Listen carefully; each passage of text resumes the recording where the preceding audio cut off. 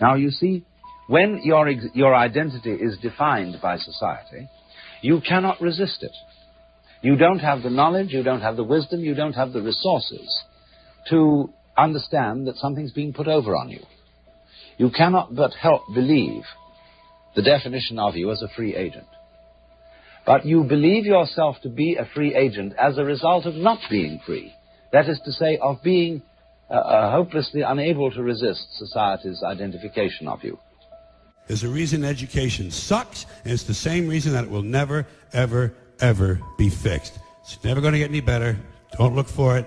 Be happy with what you got. Because the owners of this country don't want that. I'm talking about the real owners now. The real owners, the big wealthy business interests that control things and make all the important decisions. Forget the politicians. The politicians are put there to give you the idea that you have freedom of choice. You don't.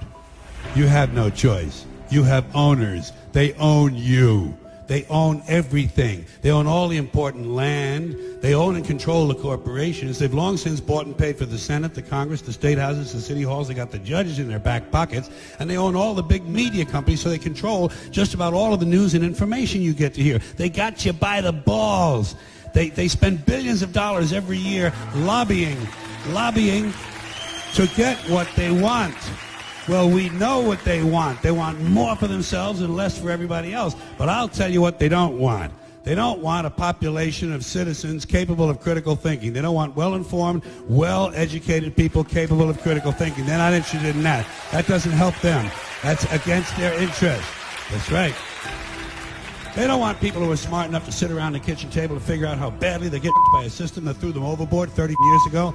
They don't want that. You know what they want? They want obedient workers. Obedient workers. People who are just smart enough to run the machines and do the paperwork and just dumb enough to passively accept all these increasingly shittier jobs with the lower pay, the longer hours, the reduced benefits, the end of overtime, and the vanishing pension that disappears the minute you go to collect it. And now they're coming for your Social Security money.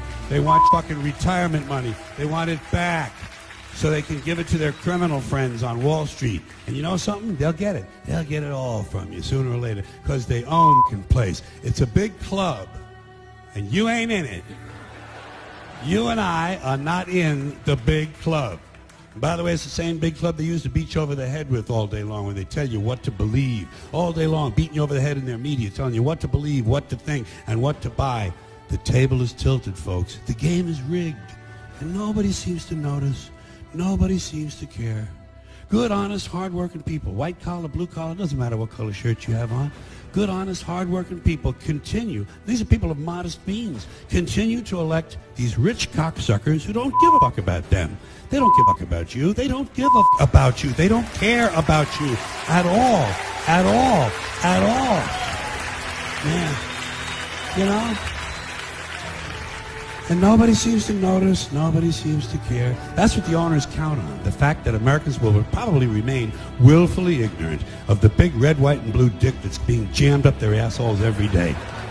Because the owners of this country know the truth. It's called the American dream, because you have to be asleep to believe it.